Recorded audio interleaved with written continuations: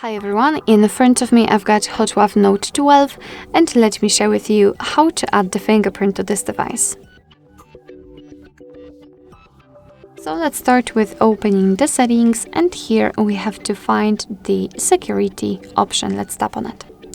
Now let's tap on Face and Fingerprint Unlock.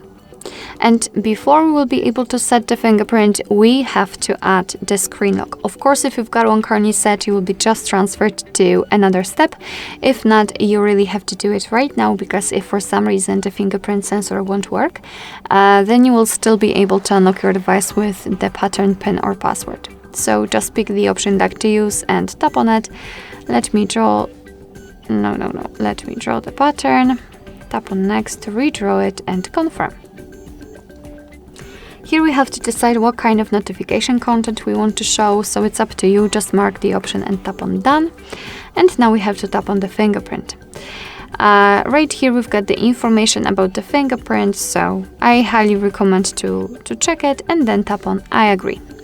Right now we have to touch the sensor, which is located on the right side of our device on the power button right here. For some reason it is not shown. Oh, it is. So I'm just a little bit blind, so that's okay. So let me touch the sensor, and right now we have to do it multiple times in order to add our fingerprint fully. And to be honest, I think I recommend to do it without this case, which is added to the box, because it really covers the power button. I mean, I cannot put my finger fully on it, so I believe that there could be some problems with recognition later on. Alright, we just successfully added the fingerprint, so let's tap on done. This is the fingerprint we just added. We can remove it or rename it just by tapping on it and add another fingerprint. And I believe that we can use up to 5 different fingerprints. Let's check if it is working. So let me lock the device and let me put my finger on the sensor. And as you can see, fortunately, the device is unblocked, which simply means that we just successfully added the fingerprint to it.